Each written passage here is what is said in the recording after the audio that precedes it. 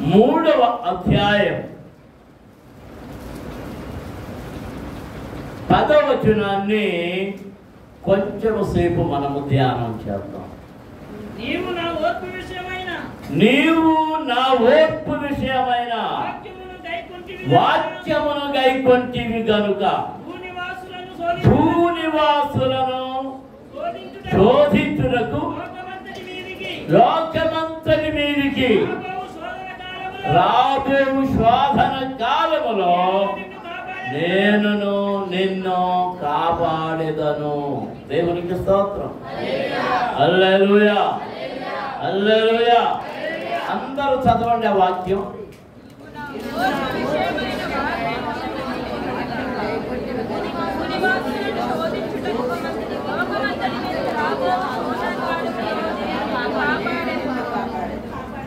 మీరు ఎన్నిసార్లు చెప్తున్నా కలిసి చదవడం రావట్లేదు. పరిగెత్తిపోయేవాళ్ళు కొందరు, ఆగిపోయేవాళ్ళు కొందరు, నిలబడేవాళ్ళు కొందరు, టింగు టింగు అంటున్నట్టు అలా కొందరు.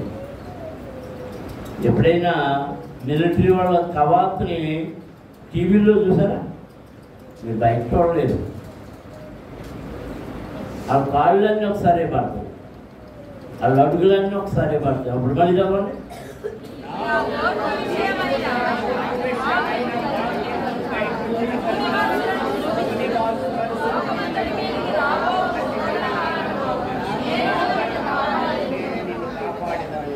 అది మళ్ళీ అట్టించేది. మళ్ళీ చదవండి.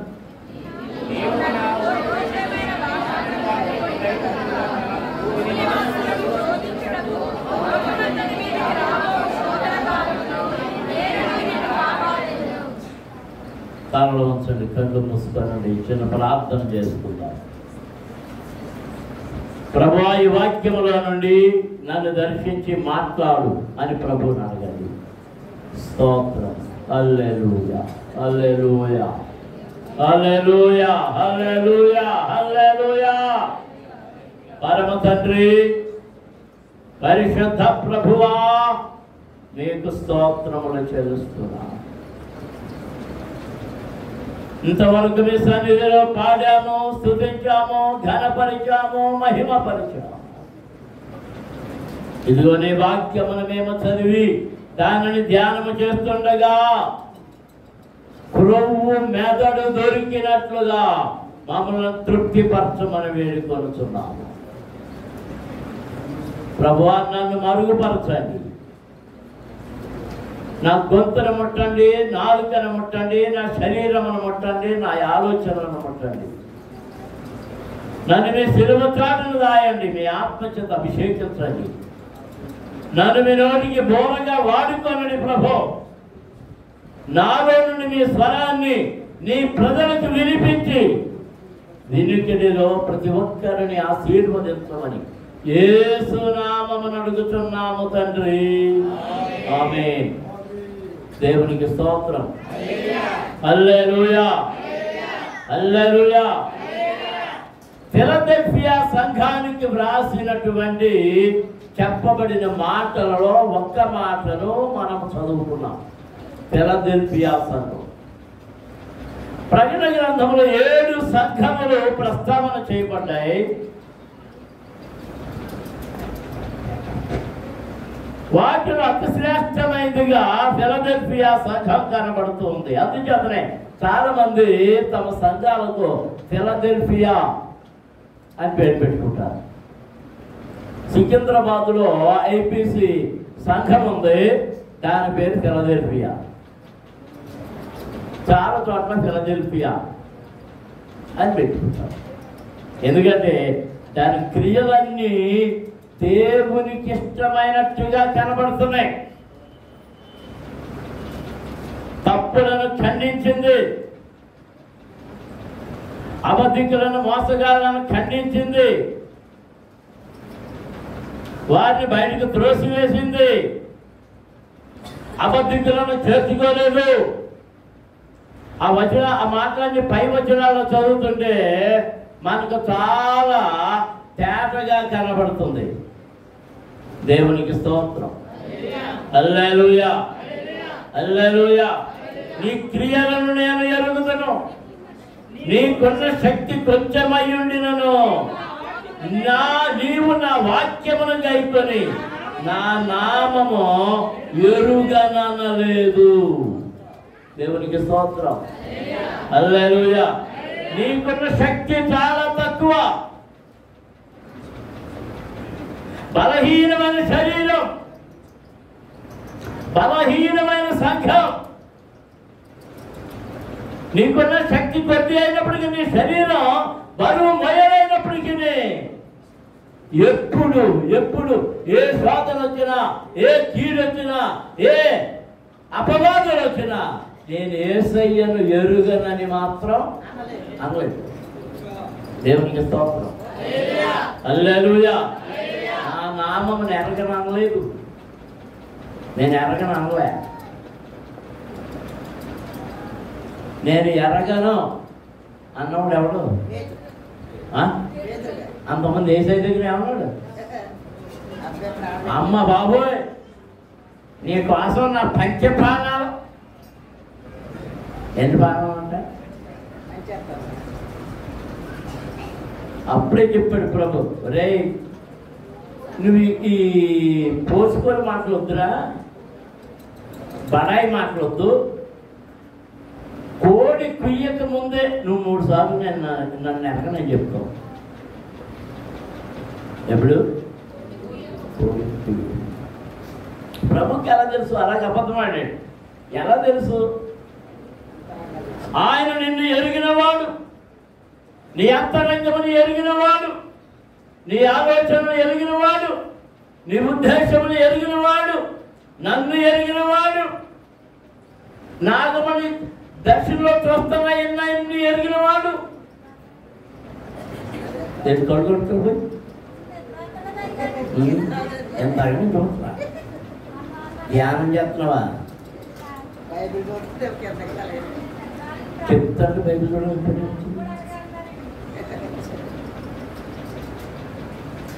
నీకు గతం ఎక్కలేదా? ఉందా? గోడగా అనుకున్నాను. నీవు నా నామమును ఎరుగననలేదు. అపోస్తలుడైన పేతురు గారు అన్నాడు, నేను ఎరగనే, కానీ నువ్వు మాత్రం అనలే. ఆ సాక్ష్యం మనం కలిగి ఉండాలి. అన్న దేవునికి స్తోత్రం. హల్లెలూయా, హల్లెలూయా, హల్లెలూయా. శ్రమలు వెంటాడినా, కష్టాలు వెంటాడినా, నష్టాలు వెంటాడినా, ఆహారం లేకపోయినా, నీళ్లు దొరక్కపోయినా, వస్త్రహీనతలైనా, ఏమైనా యేసుని ఎరగనని మాత్రం అనకుండా ఉండగలిగిన వాడే ధన్యుడు. దేవునికి స్తోత్రం. హల్లెలూయా. యేసుని వెంబడించునని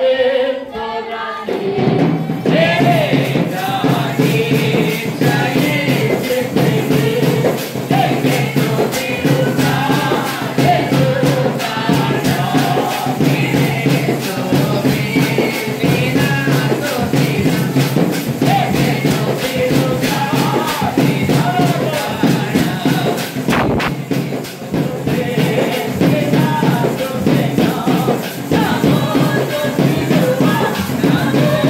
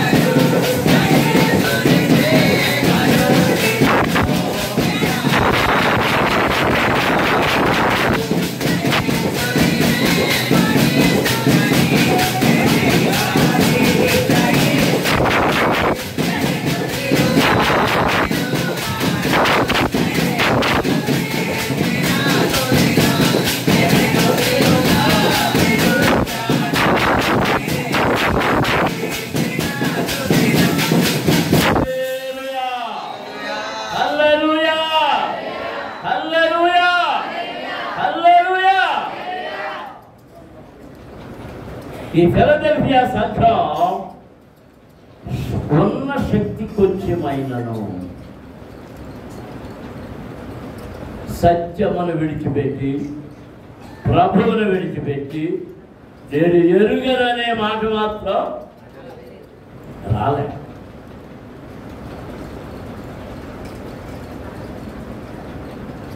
ఈ 10వ వచనంలో నీవు నా ఓర్పు విషయమై వాక్యమును గైకొంటివి.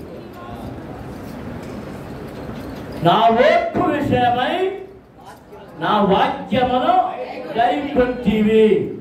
దేవునికి స్తోత్రం. ఎవరిస్తున్నారు సాక్ష్యం? ఎవరిస్తున్నారు? నా వాక్యము. ఎవరి వాక్యం అది? దేవుని వాక్యం. నా వాక్యము విషయమై నీవు నా వాక్యమును నీవు గైకొంటివి. నీవు నా ఓర్పు విషయమైన వాక్యమును గైకొంటివి. ఓర్పు విషయమైన వాక్యమును గైకొంటివి. దేవుని వాక్యం మనకి ఏమి నేర్పుతుందంటే ఓర్పును నేర్పుతూ ఉన్నది, సమాధానమును నేర్పుతూ ఉన్నది, క్షమించడం నేర్పుతూ ఉన్నది. దేవునికి స్తోత్రం. అందరం స్తోత్రాలు చెల్లించుదాం. హల్లెలూయా, హల్లెలూయా, హల్లెలూయా. ఏమి నేర్పుతుంది దేవుని వాక్యం? ముందు ఇతరులను క్షమించడం నేర్పుతుంది.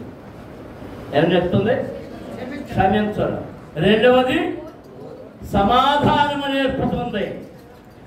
మూడవది ఓర్పు కలిగి ఉండడం నేర్పుతుంది. దేవునికి స్తోత్రం. అందుకే ప్రభు తన శిష్యులకు ప్రార్థన నేర్పించినప్పుడు మీకు ఇంతకుముందు జ్ఞాపకం చేశాను ఓ వారం. ఏమని చెప్పండి ప్రార్థన? పరలోకమందున్న మా తండ్రి,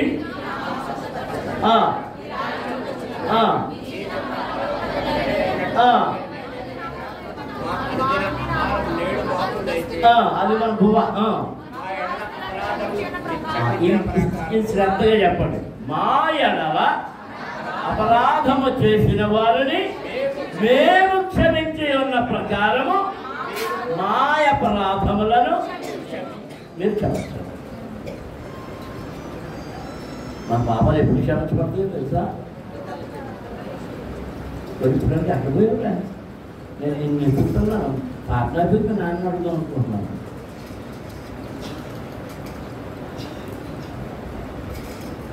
ఎప్పుడు క్షమిస్తాడు? భగవాన్ని క్షమించి, భగవాన్ని క్షమించి, భగవాన్ని క్షమించి కప్పలు కొడితే క్షమించడం. మనం ఏం చేయాలంట?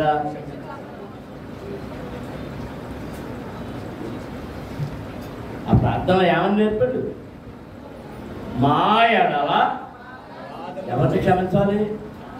నీకు కీడు చేసిన వారిని, నీకు అపకారము చేసిన వారిని, నిన్ను తిట్టిన వారిని, నిన్ను కొట్టిన వారిని, నిన్ను బాధించిన వారిని, నిన్ను శపించిన వారిని, నిన్ను ఇబ్బంది పెట్టిన వారిని నువ్వేం చేయాలి?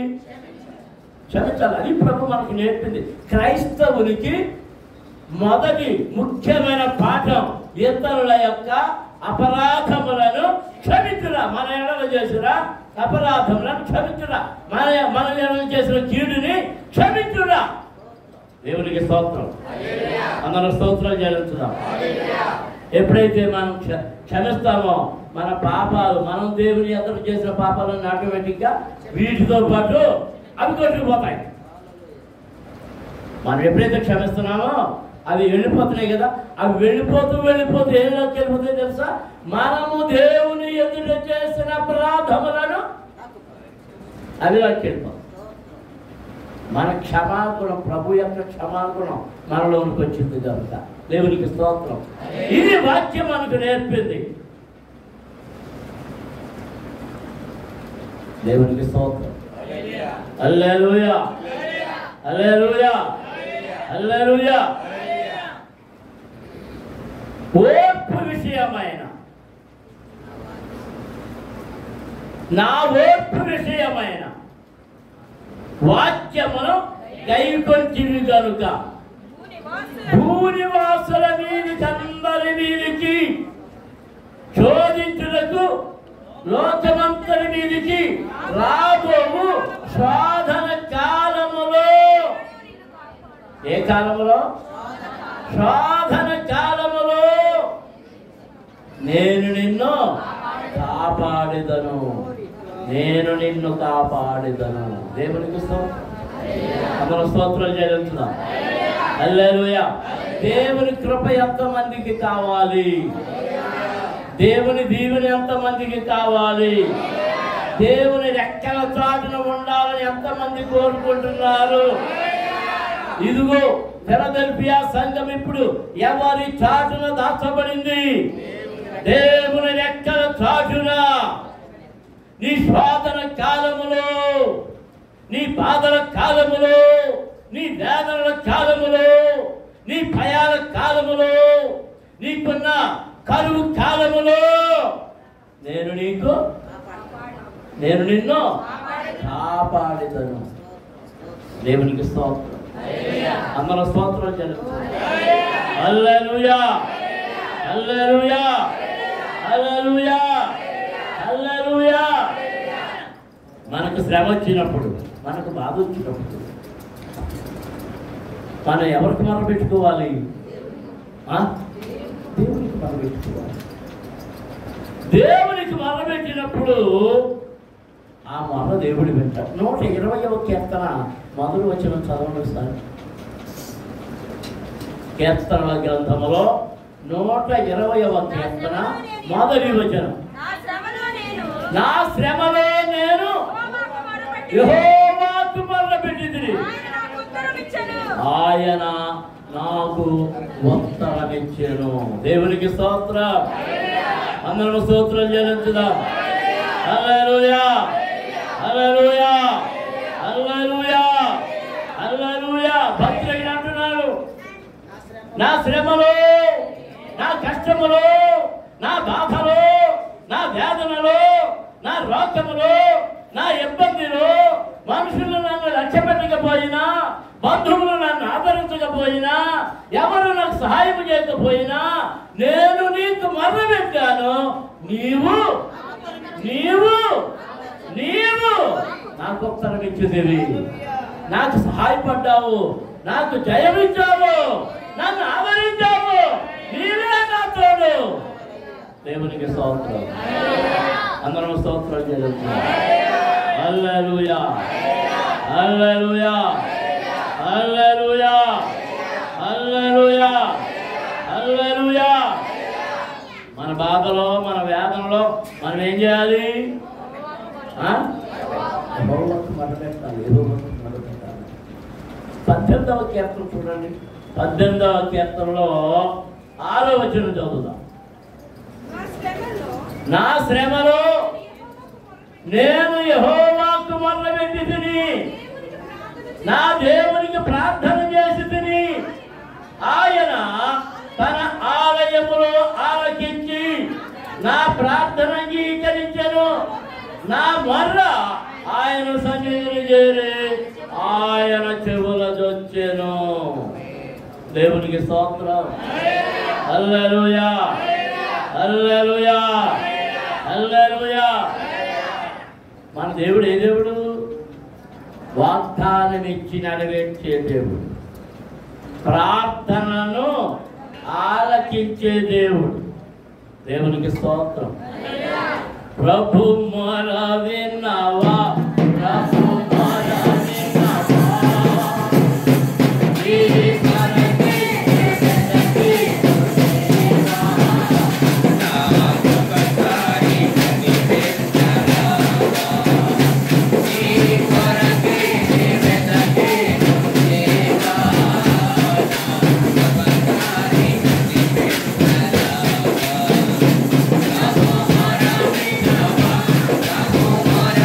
Yeah.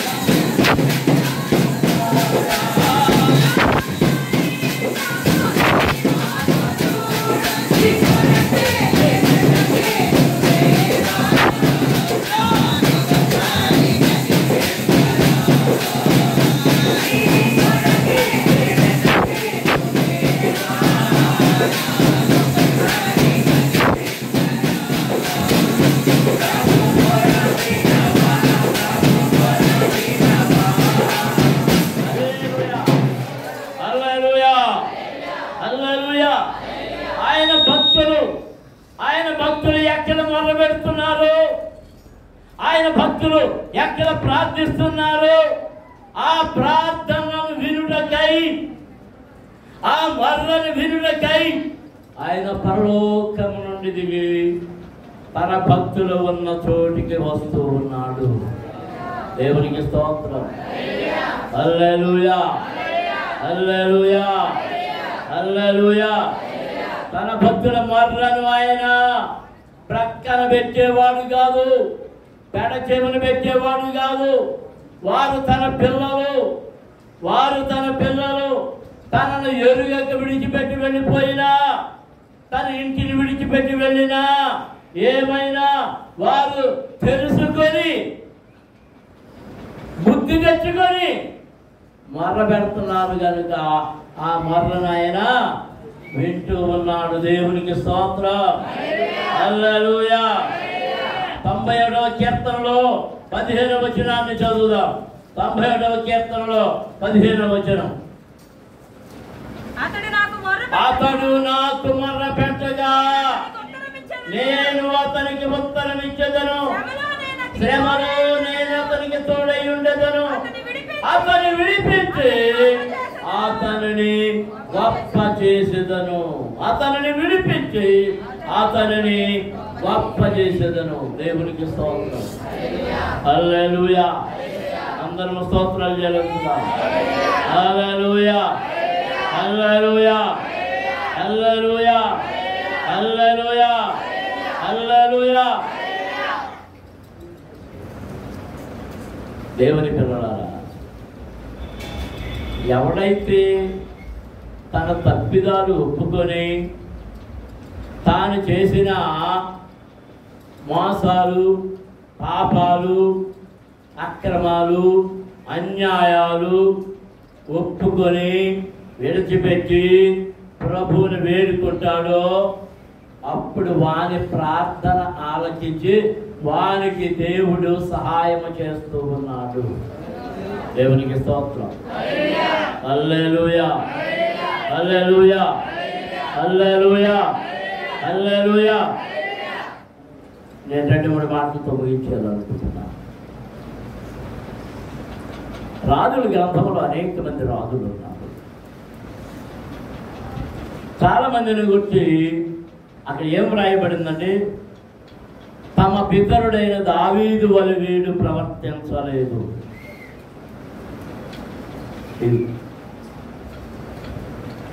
హిజ్కియాను గురించి మాత్రం చక్కగా వ్రాయబడింది. హిజ్కియాను గురించి ఒకసారి విపులంగా దేవుడు ఎందుకు అతని మొర్ర విన్నాడు అనే దాని గురించి మనం చర్చించుకుందాం, జ్ఞాపకం చేసుకుందాం. హిజ్కియా కొడుకు, భక్తుడైన హిజ్కియా కొడుకు పేరు చెప్తారా? మనష్షే. ఏ పేరు? మనష్షే. అందరికంటే ఎక్కువ పరిపాలన చేయలేదు. దేవుడు అతనిని ఆ రాజ్యం మీద కూర్చోబెట్టాడు. అతను ఏం చేశాడంటే తండ్రికి వ్యతిరేకంగా చేశాడు. తండ్రి ఎంత భక్తిగా ఉండి విగ్రహాలను పడగొట్టాడో ఇతడు అంత భక్తిహీనుడైపోయి ఎంత భయంకరమైన కార్యాలు చేశాడంటే, యెహోవా మందిర ఆవరణములలో, యెరూషలేము దేవాలయం యొక్క ఆవరణములలో ఈ దేవతల బొమ్మలు, విగ్రహాలు, ఆ ఆకాశ దేవతల విగ్రహాలు అన్ని పెట్టడమే కాకుండా నరబలులు కూడా ఇచ్చాడు. నరబలులు ఇచ్చాడు. నరబలులు. దేవుడికి చాలా కోపం వచ్చింది, చాలా కోపం.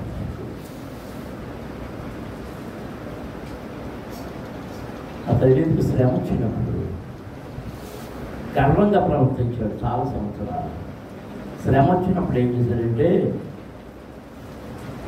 దేవుని దగ్గరకు వెళ్ళి వినయ మనస్కుడై వాటన్నిటిని కొన్నిటిని పడగొట్టేసి, ప్రభువా నేను చేసింది తప్పు, ఇక నేను ఎన్నడూ చెయ్యను, నా తప్పిదాన్ని ఒప్పుకుంటున్నానయ్యా, నేను ఇక ఆ విగ్రహాల జోలికి పోను, ఇక వాటిని తొలగిస్తున్నాను దేవుని దగ్గర మొరపెట్టుకున్నప్పుడు దేవుడు అతని మొర ఆలకించెను. దేవునికి స్తోత్రం. హల్లెలూయా, హల్లెలూయా, హల్లెలూయా. దేవుని పిల్లలారా, ప్రభు మనకు నేర్పింది ఏంటంటే మనకు కీడు చేసిన వారికి మేలు. ఇంత గంగారత్న సాక్ష్యం చెప్పింది, పెళ్ళిళ్ళు జరగొట్టేవాళ్ళు ఇప్పుడు ఎప్పుడు ఉన్నారు, ఎప్పుడు ఉన్నారు, చాలా వాళ్ళలో ఉన్నారు. కాసేపట్లో జరగబోయే పెళ్ళిళ్ళు జరగొట్టిన వాళ్ళు కూడా ఉన్నారు. నా పెళ్లి జరగొట్టాలని చూశారు, మా ఆవిడికి చెప్పారంట.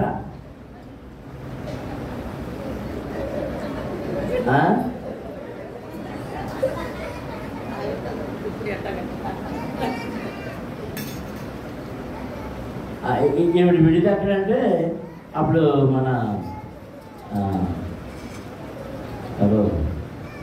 గంజం భాస్కర్ రావు గారి ఇంట్లో అప్పుడు ఎవరికి బాత్రూములు లేవు. ఏమి చొప్పకి వెళ్ళిన వాళ్ళు, పలకెత్తకి వెళ్ళిన వాళ్ళు, పెళ్లి కూతురు వచ్చిందని పలకెత్తకి వెళ్ళి అమ్మలు ఎక్కడ ఉంటారు కదా.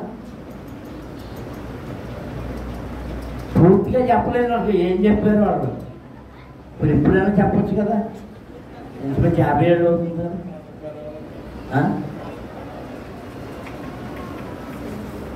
అంటే ఆ మాటకే గారితో ఆయన మొట్టమొదటి సర్దులు వెళ్ళిపోతారు అనుకున్నట్టున్నారు.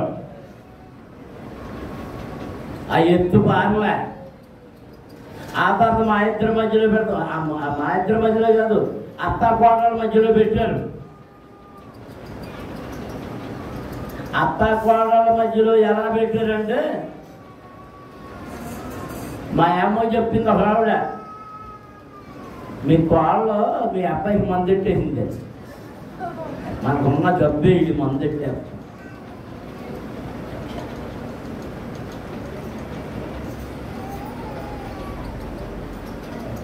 మా అమ్మకి ఫ్రెండ్ ఆవిడ వస్తుండేది,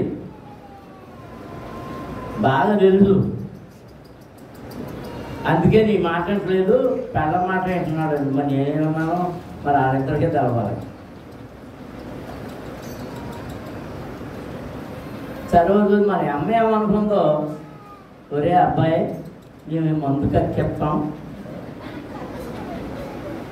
మందు కక్కెత్తమేంటన్నా, నీకు మందు ఇచ్చిందంటే మా పాలు కక్కెత్తాం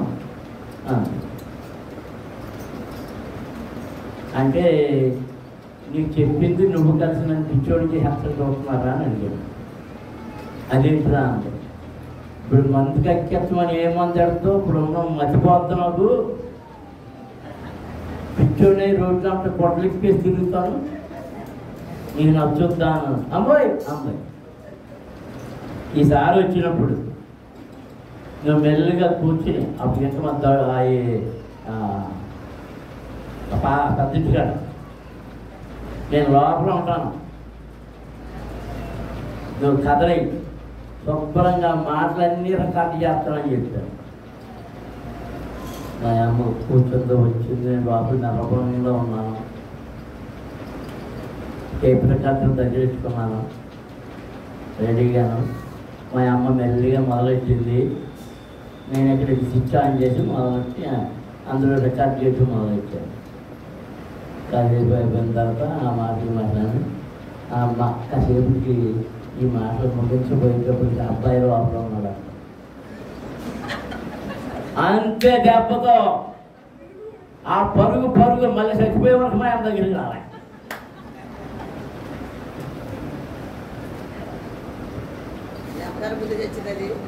మా అమ్మ కంటే ముందే చచ్చిపోయింది.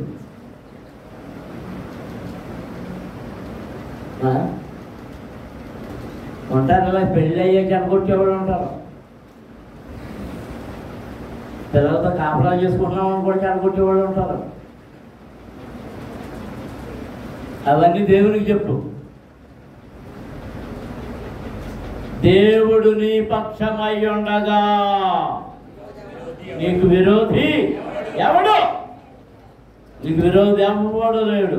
దేవుడి మన పక్షమై ఉండగా మనకు విరోధి ఎవడు? దేవునికి స్తోత్రం. హల్లెలూయా, హల్లెలూయా. నీ శోధన కాలంలో ప్రభు నీతో చెప్తున్నాడు, నీవు నా వాక్యమును గైకొంటే, నా వాక్యానుసారముగా నీవు జీవిస్తే, వాక్యానుసారముగా బ్రతికితే, నీ సాక్ష్యము వాక్యానుసారముగా ఉంటే, నీ శోధన కాలములో, నీ బాధల కాలములో, నీ వేదనల కాలములో, నీ దుఃఖ కాలములో, నీ ప్రయాసముల కాలములో నేను నీకు చెప్పడందరూ ఏం చేస్తాను? కాపాడేదను. దేవునికి స్తోత్రం. అందరము స్తోత్రం చెల్లిస్తున్నాం. హల్లెలూయా, హల్లెలూయా, హల్లెలూయా, హల్లెలూయా. మొన్న ఒక ఫేస్బుక్లో, ఇందులోనూ యూట్యూబ్లోనూ ఒక చిన్నపిల్ల మెట్ల మీద నిలబడి ఉంది. వెనక్కి ఇలాగా దూకాలని వస్తుంది. వాళ్ళ అమ్మ వచ్చి దూకు అంటుంది. నేనున్నాను దూకు అంటుంది. అనుకుంటుంది. 4-5 సార్లు చెప్పింది. ఎలా తీసుకున్నాం అంతట్లో వాళ్ళ నాన్న వచ్చి వాళ్ళ అమ్మని పక్కనే పెట్టి దూకమ్మా అన్నాడు. ఇలా వెనక్కి చూసింది. వాళ్ళ నాన్న కనపడ్డాడు. అంతే దూకింది. ఎవరి మీద పడింది? ఇప్పుడు ఎవరి మీద నమ్మకం లేదు. ఎవరి మీద నమ్మకం ఉంది? నీ దేవుడు నమ్మదగిన దేవుడు, ఆనుకొనదగిన దేవుడు, నమ్ముకొనదగిన దేవుడు. ఆయనే ఆశ్రయము, ఆయనే రక్షణ, ఆయనే కొండ, ఆయనే నీ సమస్తము, నీకు ఆధారము. ఆయనని బాధలు నిన్ను కాపాడేవాడు, సహాయం చేసేవాడు, నిన్ను ఆదరించేవాడు, నిన్ను బలపరిచేవాడు, నిన్ను లేవనెత్తేవాడు, నీ బాధలన్నిటినీ తొలగించేవాడు, నీ రోగములన్నిటినీ తీసేసేవాడు, నీ వ్యాధులన్నిటినీ తొలగించేవాడు. మోకరించని ప్రార్థన చేసుకుంటావు. ఆ దేవుడు, ఆయన వాక్య విషయంలో నీవు జాగ్రత్తగా ఉంటే, వాక్యానుసారముగా నీవు జీవించగలిగితే, వాక్యానుసారముగా నీవు బ్రతకగలిగితే ఆయన నీకు సహాయం చేస్తాడు. ఆయన నీకు సహాయం చేస్తాడు. ఆయన నీకు సహాయం చేస్తాడు. ఆయన నీకు సహాయం చేస్తాడు. హల్లెలూయా, హల్లెలూయా, హల్లెలూయా, హల్లెలూయా, హల్లెలూయా, హల్లెలూయా. నీకు సహాయం కావాలా? ఆయన వైపు చూడు. పంటల తట్టున కన్నులు ఎత్తుతున్నాను. నాకు సహాయం ఎక్కడి నుండి వచ్చాడు? అదిగో యెహోవా దగ్గర నుండి, నా రక్షకుడి దగ్గర నుండి, నా దేవుని దగ్గర నుండి, నా సృష్టికర్త దగ్గర నుండి, నేను నమ్ముకున్న నా దేవుని దగ్గర నుండి నాకు సహాయం చేయవాడు ఆయనే. నన్ను ఆదుకునేవాడు ఆయనే. నన్ను ఆదుకునేవాడు ఆయనే. నన్ను ఆదుకునేవాడు ఆయనే. నన్ను బాగుపరిచేవాడు ఆయనే. నా బలము ఆయనే. నా ప్రాణ ఆయనే. నా ప్రాణము ఆయనే. హల్లెలూయా, హల్లెలూయా, హల్లెలూయా, హల్లెలూయా, హల్లెలూయా, హల్లెలూయా, హల్లెలూయా, హల్లెలూయా, హల్లెలూయా. యెహోవా